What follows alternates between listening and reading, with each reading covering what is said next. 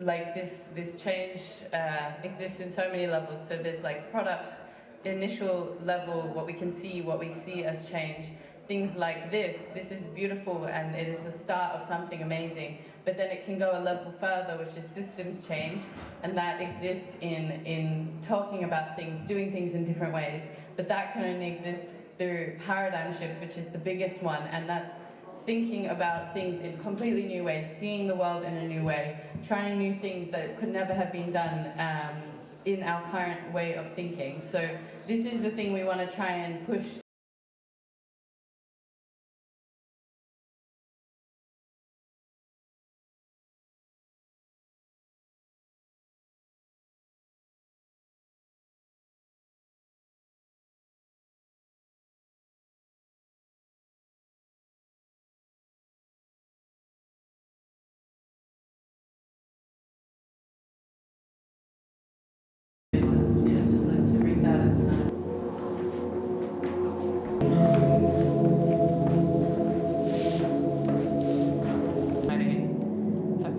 Specifically exploring like what that would actually look like in a physical way, like alternative fashion practices, what they could be.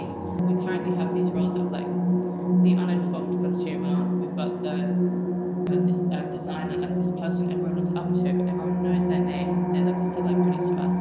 And then we've got the maker who no one thinks about. It's completely forgotten, and it's such a tragedy because it's such an important, it's the whole thing of what clothing is. Someone who makes it, someone who has made every little detail of things, and who cares about that? You know, no one's talking about that. The current fashion system is not working.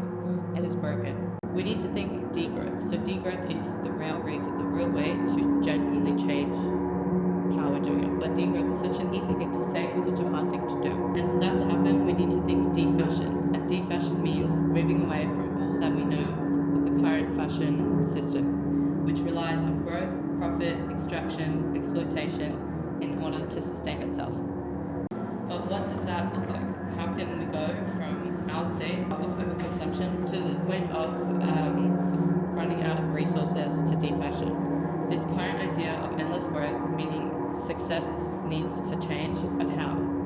To be honest, I don't know. But I do know we need to shift our priorities away from materiality, trends, buying something for joy, consuming unnecessarily, towards care, community, people, and the planet.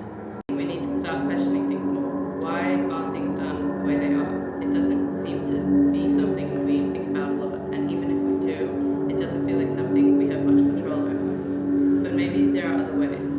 There are other ways, so many, just not the main ways in our immediate vision. So it's hard to see, but maybe we need to find a way to see them better.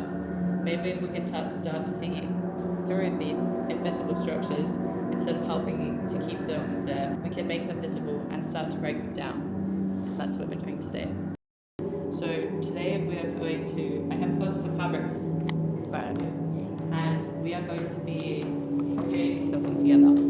I'm going to kind of talk through this process for like a few reasons, because I want you to be able to like take it with you and maybe like work with it in your own lives, because I want to also show you how accessible it is to do something like this, but also for the reason of thinking about it in a different way, and like thinking about this idea of what roles we play in this situation. We're gonna come to these fabrics and you guys will basically tell me what you want me to make.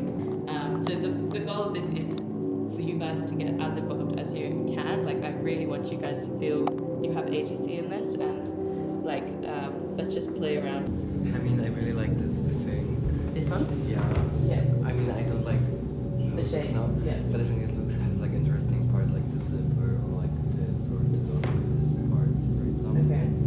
When you're upcycling, it's nice to find things that already have some sort of structure, or the complicated sewing parts, so that it makes it easier, because then you can literally like get a finished zip or like a finished waistband and then like just add to it rather than having to do the complicated sewing. So it makes it a lot easier actually. I like this fabric. I think it's also interesting with this idea of making one garment together, because there's no one designer, there's no one owner who gets it at the end. What do you do? Like, who pays for it? Like, how does that system work? So it's interesting to think about when you change the way things are designed, the rest of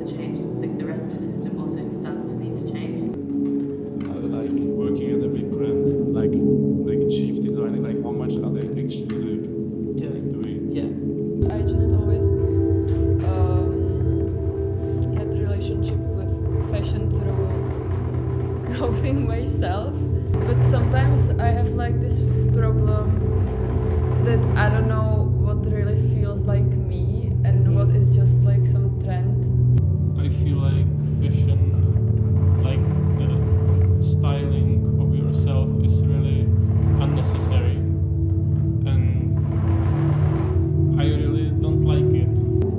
If you see it like radical and you think everybody really wear the same clothes, I mean, from an anarchist perspective, it is in a way totalitarian, and anarchy for me it's like everybody is a bit different, how perceives the world, how what to create, what job to do. For me, it always feels kind of like a competition, especially when you like go out or like go somewhere and you're like really into fashion. You always wanna look the best or like feel your best. And what's more, it's also like very hard to like find your own aesthetic, and also even feeling the urge that you have to have your own aesthetic. Clothing and fashion as anti terms.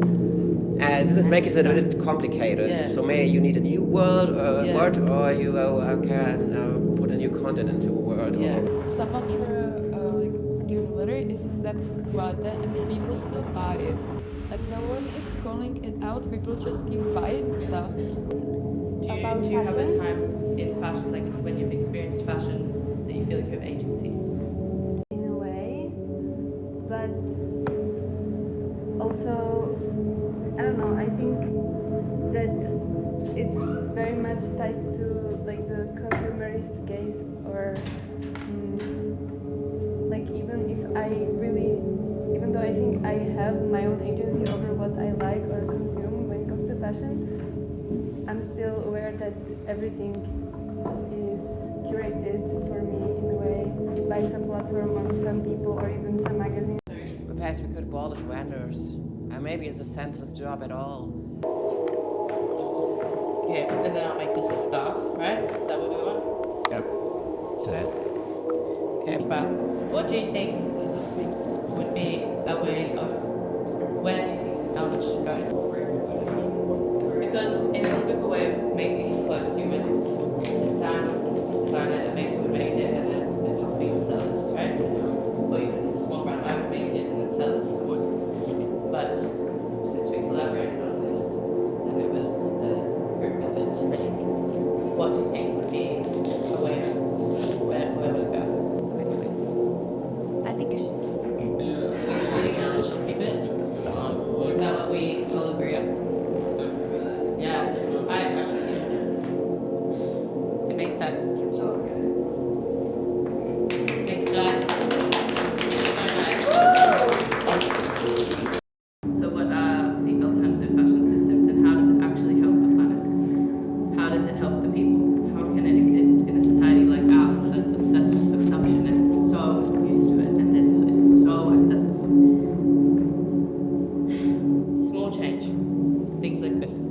Lots and lots of small change. Brains like mine and yours starting to question, starting to approach the pluriverse of alternatives, starting to think beyond solutions and growth. Unlearning, thinking about things in new ways. A very hard but necessary process. These things exist, we just need to open our minds to them. Then maybe together we can change things, small and slow. People, planet, care, community, creativity, defashion.